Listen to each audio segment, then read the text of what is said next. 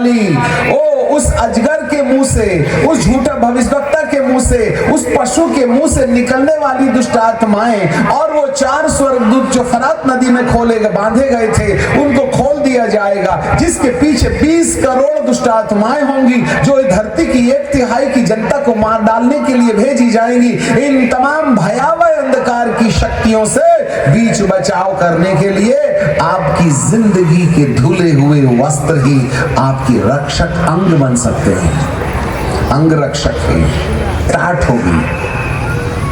तब एक ऐसा पुरुष हिटलर और नेपोलियन की तरह, निम्रोद की तरह एक ऐसा शासक बनकर के इस धरती के अंदर में आ जाएगा जिसका रास्ता हम तैयार कर रहे हैं। बीते कई सालों से धरती के जितने राजा लोग हैं सब मिलकर के इस एक टेबल में बैठ करके वन वर्ल्ड गवर्नमेंट की उद्घाटन की कल्पना कर रहे हैं। 2000 में संपूर्ण धरती के छोटे बड़े देश के प्रतिनिधि अमेरिका के वॉशिंगटन डीसी में इकट्ठा होकर के एक सरकार, एक धर्म, एक राजनीति, एक नेता, एक पावर और एक आर्मी की कल्पना कर रहे थे। और 2000 में ही यह प्रस्ताव पारित हो गया है कि अब धरती को एक ऐसे राजा की जरूरत है जो अपनी कुशाग्र बुद्धि से संपूर्ण धरती को चला सके, चाहे वह शैतानियत की तरफ से आता हो या खुदाइयत की तरफ से आता हो। हमें उसे स्वीकार करने में देरी नहीं करना चाहिए। ये यूएन गवर्नमेंट 2000 के अंदर में पारित हो गया। हर देश और धरती का हर शासक एक नेता की ओर आशा लगाए हुए है और वो नेता जब खड़ा होगा तब उत्पत्ति प्रकाशित वाक्य की किताब है और उसके 6वें अध्याय में उसका संकेत मिलता है। पिता के हाथ से जब प्रभु यीशु मसीह ने वो किताब जिसके अंदर और बाहर लिखा हुआ था, जिसमें 7 मोहर लगाई गई थी, जब पहली मोहर खोला तो प्रकाशित वाक्य के 6वें अध्याय में एक प्राणी ने पुकार करके कहा, जब पहली मोहर खोली गई तो बाइबल हमें बताती है, फिर मैंने देखा मेमने ने उस 7 मोहर में से एक मोहर को खोला और चारों प्राणियों में से एक की गर्जन का शब्द सुनाई दिया किया और मैंने दृष्टि की और देखो एक श्वेत घोड़ा है और उसका सवार धनुष लिए हुए है और उसे एक मुकुट दिया गया और उसका उद्देश्य था जय प्राप्त करना और भी जय प्राप्त करे, परंतु दूसरी बार थोड़ा कठिन हो जाएगा।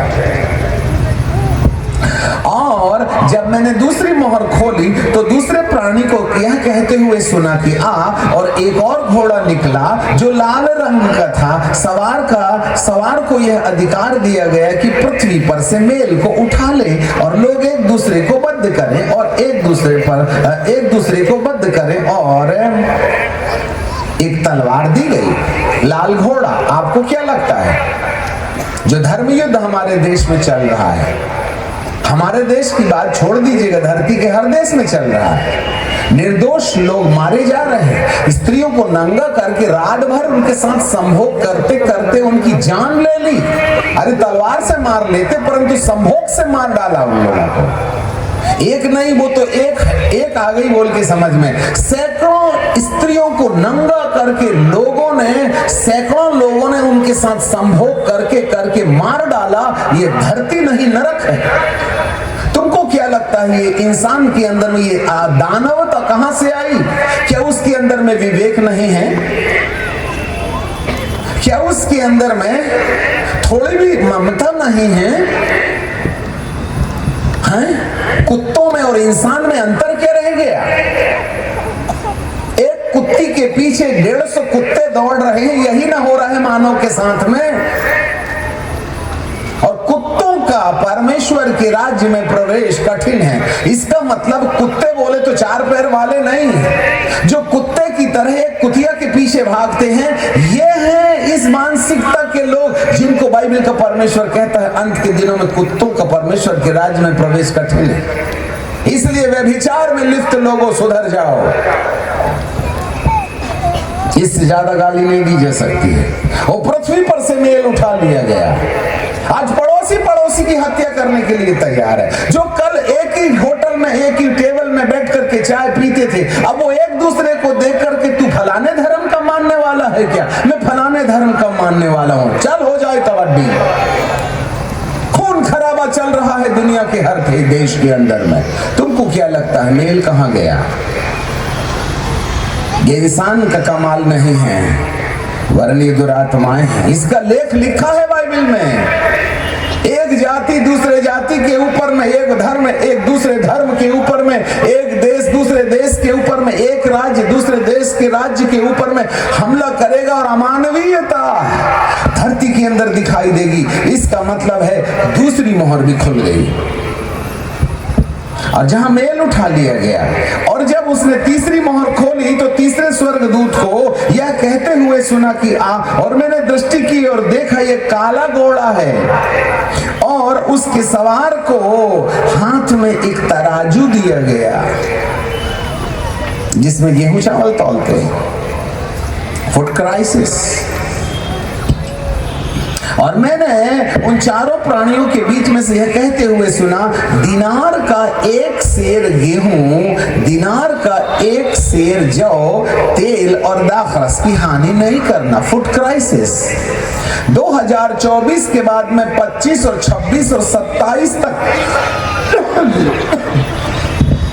वैसे ही हमारे वैज्ञानिकों ने हाइब्रिड हाइब्रिड हाइब्रिड हाइब्रिड नाम से हमारा जो ओरिजिनल बीज है उसको मार डाला। और हाइब्रिड बीज में जब तक सोडा सर्फ नहीं, सोडा और केमिकल नहीं डालिएगा तब तक कमबख्त उगता ही नहीं। मतलब पैदा होने से पहले उसको खुराक देना पड़ता है। इसलिए तो हम चारों तरफ से सूझ फूल जा रहे हैं सोडे का भात खा खा के। अब आगे किधर है पीछे किधर है आदमी को दिखता ही नहीं, फुटबॉल जैसे हुए जा रहे हैं। अब केमिकल उभर के नहीं आएगा क्या? अब इतनी बड़ी लौकी को इंजेक्शन लगाओ और सुबह तक 1.5 फीट की हो जाएगी, तो तुम जहर खा रहे हो कि लौकी खा रहे हो? आप बताओ ना, कल वाली तारीख कल बुला रहे हो। Food crisis. इसलिए कान धर के सुनो, आगामी 2 साल के अंदर में वैसे भी हमने अपने ओरिजिनल बीजों को खत्म कर दिया है। जो गोबर की खाद में हमने, हमारे पास में 1-1.5 एकड़ जमीन है, हमने गेहूं लगाया, लेके आए हाइब्रिड गेहूं लेके आए, उगा ही नहीं वो, एक बोरा गेहूं गया। हमने कहा पहले पता चलता था इसी का रोटी बना के खा ले, मट्टी में फेंक दी, उगा ही नहीं। वो क्यों नहीं उगा? बोले तूने सोडा मारे नहीं। अरे हमने बोला खाद तो डाले थे। बोले ये बिरादरी खाद में पैदा नहीं होती, सोडा ही में होती है। और आगामी दिनों के अंदर में बीज और खाद की किल्लत हो जाएगी, क्योंकि तुमने ऑलरेडी ओरिजिनल बीज को खा गए हो, नष्ट कर दिया है। बचे हैं तो बचा लो। और उसके बाद में बीज उसको मिलेगा, खाद उसको मिलेगी जो वैक्सीन लगवाएगा। ऐसे समय में धरती के अंदर में फूड क्राइसिस होगी। गौओं के अंदर में ऐसा वायरस छोड़ा जाएगा कि धरती के अंदर सारी गायें खत्म हो जाएंगी। फिर हम केमिकल से बना हुआ दूध खाएंगे।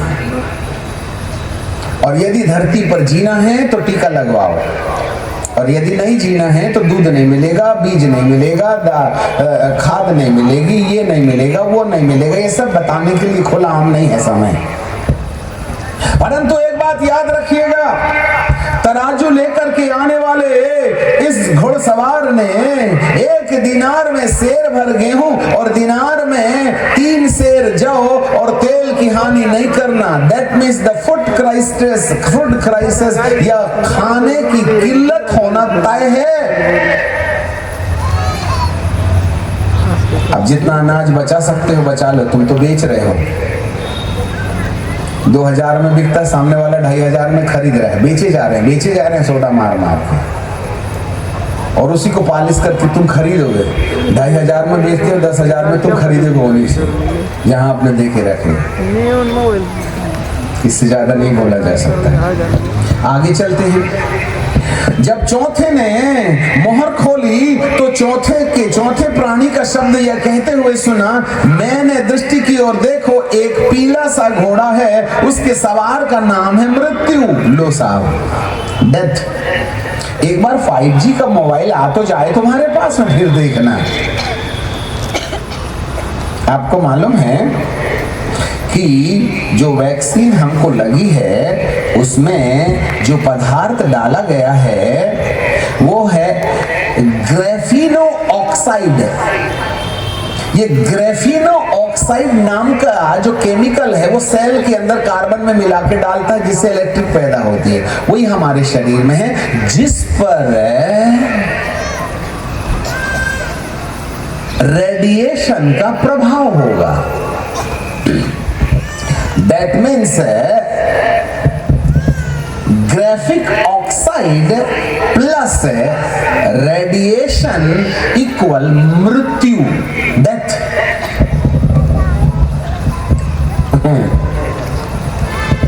ग्रेफिनो ऑक्साइड प्लस रेडिएशन बराबर काला नाग, मौत। चलते चलते हंसते हंसते हमारी आंखों के सामने, अभी हमको एक हमारे बाइबल स्कूल में एक दीदी आई थी छत्तीसगढ़ में, यही कहीं आपा चापा नहीं मालूम कहाँ पे। उनके सारे क्रिश्चियन लोग जो हैं बस में गए थे, क्या बोलते हैं, पिकनिक मनाने के लिए, और वापस आ रहे थे तो सब खंजरी बजा के प्रभु का गाना गा रहे थे, हालेलुया हालेलुया हालेलुया। एक ऑफिसर था, जवान आदमी, एक भी बच्ची नहीं हुई, अभी शादी उसके 2 साल पहले हुई थी, बजाया बजाया बजाया बजाया धुड़ुम करके।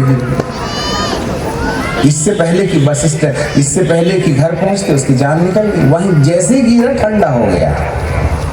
परंतु मैं धन्य कहता हूँ उसकी पत्नी को, पति की मृत्यु के बाद भी वो पूरे 6 महीने हमारे बाइबल स्कूल में स्टडी करते रहे। मैं छत्तीसगढ़ की बात कर रहा हूँ, टपाटप टपक रहे हैं लोग। आपको क्या लगता है, ये वाले जवान आदमी को हार्ट अटैक आने का सवाल ही नहीं। इसलिए जितने लोगों ने वैक्सीन लगा के रखी है, रात को सोने के समय मोबाइल जरा दूर रखना, ताकि हमें छुपाए तो तारीख कभी भी आ सकती है, क्योंकि इसी से रेडिएशन आएगा। और अब 5G सिम मिलने लगी, और तुम्हारा मोबाइल 4G के बजाय यदि 5G हुआ तो मतलब कल की तारीख इसी घड़ी आ गई। मौत, ये चौथी मोर है, पीला घोड़ा, और उस स्वर्गदूत को 1/3 को मौत के घाट उतारने की अनुमति दी गई है। 6वें स्वर्गदूत ने फरात नदी पर अपना कटोरा उंडेला, नहीं, फरात नदी पर उसने अपना कटोरा उंडेला और चारों स्वर्गदूतों को जो वहां थे उसको खोल दिया गया, और उसके साथ 20 करोड़ दुष्ट आत्माएं निकली, जो पृथ्वी की 1/3 को मार डालने के लिए तय की गई थी। ये बात हमने प्रकाशित वाक्य की किताब उसके 90 अध्याय और उसके 15वें पद में देखा। और वे चारों दूत खोल दिए गए थे, और उसी घड़ी और उस दिन और उस महीने और वर्ष और मनुष्यों की 1/3 को मार डालने के लिए अधिकार दिया गया। और फिरोजे के समान उनकी गिनती एक की गिनती 20 करोड़ की थी। और मैंने उनकी गिनती सुनी, और मुझे इस दर्शन में घोड़े और उन पर ऐसे सवार दिखाई दिए जो झिलम पहने और आग और धूम्रकांत और गंधक की सी थी, और उन घोड़ों के सिर पर सीके से सिर, और उनके मुंह से आग और धुआं और गंधक निकलती थी। इन तीनों मरियों को, अर्थात आग, धुआं और गंधक से जो उनके मुख से निकलती थी, मनुष्यों की 1/3 मार डाली गई। The 1/3 population is going to be destroyed. ये 4 मोहर खोल दी गई हैं। एक शासक आएगा श्वेत घोड़े में बैठ करके, चाहे वह प्री ट्रिबुलेशन के अंतर्गत हो या ट्रिबुलेशन के अंतर्गत हो, यीशु के दूसरे आगमन के पहले और यीशु के तीसरे आगमन के पहले, दूसरे आगमन के पहले अदृश्य शासक रहेगा, और तीसरे आगमन के पहले दृश्य शासक होगा, जो धरती की 1/3 को मौत के घाट उतारने का प्रयास करेगा। क्यों लोग मर रहे हैं जबरदस्ती कोरोना में, महामारी में। और इस अजगर के मुंह से और उस झूठे भविष्यवक्ता के मुंह से 17वें अध्याय में हमने देखा, नहीं 16वें अध्याय में उसके 12वें पद में प्रकाशित वाक्य 16, 12, 13, और मैंने अजगर के मुख से और पशु के मुख से और झूठे भविष्यवक्ता के मुख से 3 आत्माओं को मेंढक के रूप में निकलते हुए देखा। और वे चिन्ह दिखाने वाली आत्माएं थी जो सारे संसार के राजाओं के पास इसलिए भेजी जाती थी उन्हें सर्वशक्तिमान परमेश्वर के उस बड़े दिन की लड़ाई के लिए इकट्ठा करें। देख मैं चोर की नाई आने वाला हूं, धन्य है वह जो जागता रहता है नंबर 1 और अपने वस्त्र की चौकसी करता है नंबर 2 कि नंगा ना पाया जाए और लोग उसका नंगापन ना देखें। एक ही जगह है, यदि कोई अपने वस्त्र को धो के रखेगा तो वही मेंढक के समान निकलने वाली दुष्ट आत्माओं से अपना बीच बचाव कर सकता है। और सिनार देश में जो 4 फरात नदी में जो स्वर्गदूतों को, दुष्ट स्वर्गदूतों को कैद करके रखा गया था, जब उनको खोल देगा तो 20 करोड़ दुष्ट आत्माएं संपूर्ण धरती के अंदर में आकर के 1/3 जनता को मार डालने के लिए अलग अलग नीति और रीति अपनाएंगी। उस समय केवल वे जिंदा रहेंगे जिन्होंने अपने वस्त्र की चौकसी की है। ये रेमंड एग्जाम वाले नहीं। ये वस्त्र कौन से?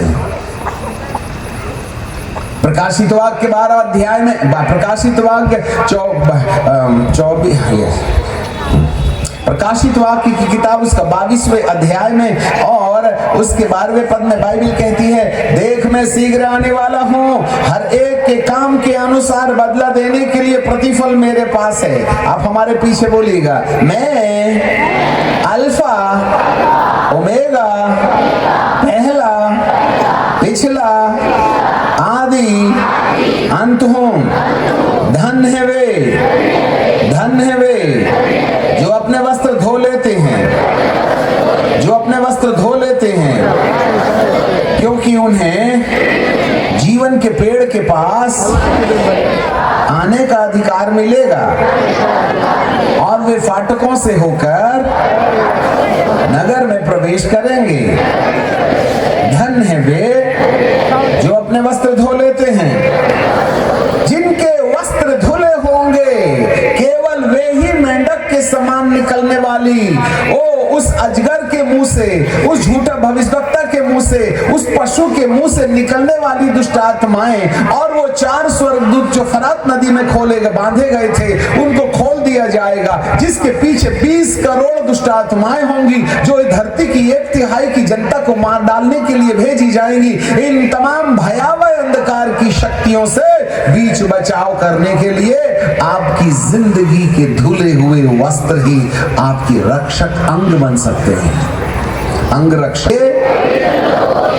धार्मिकता के काम, विश्वास नहीं है, बोलिए पवित्र लोगों के धार्मिकता के काम, शुद्ध चमकदार महीन मलमल यही वस्त्र हैं जिन्होंने शुद्ध चमकदार महीन मलमल पवित्र लोगों के धार्मिकता के काम हैं, पहन रखे हैं। यही लोग जीवन के पेड़ के पास आ सकते हैं, जीवन का फल खा सकते हैं, जिससे उन्हें जीवन मिले और वे नए यरूशलेम के फाटकों में प्रवेश कर सकें।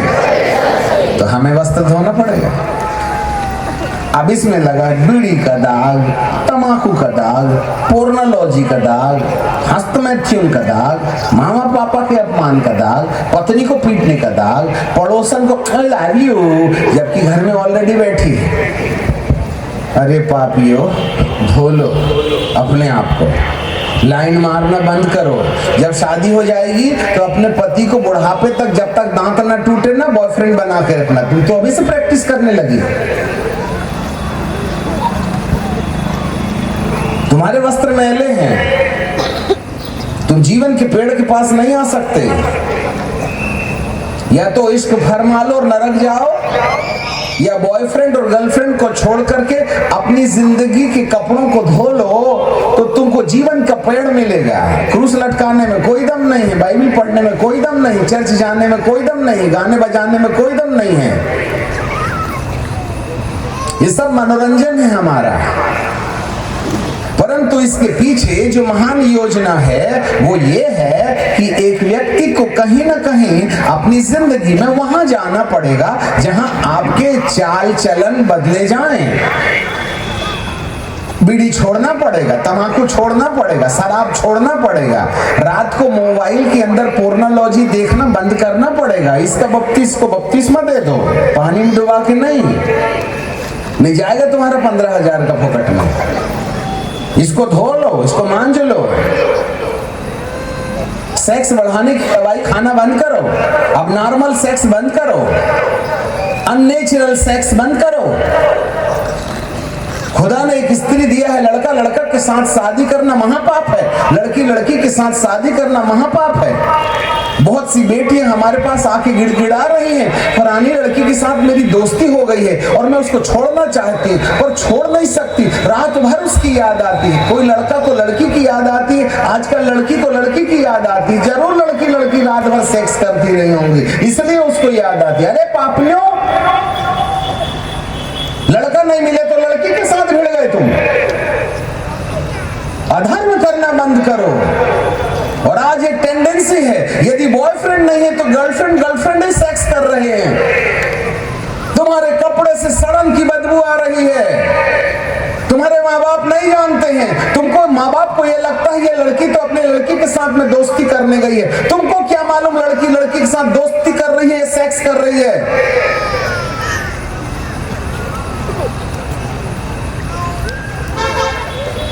इसके बाद कोई प्रचारक इस मैदान में खराई से सुसमाचार नहीं सुनाएगा। It's the last warning. परमेश्वर का दास इस शहर के लिए अपना हाथ और पैर धो के जाता है।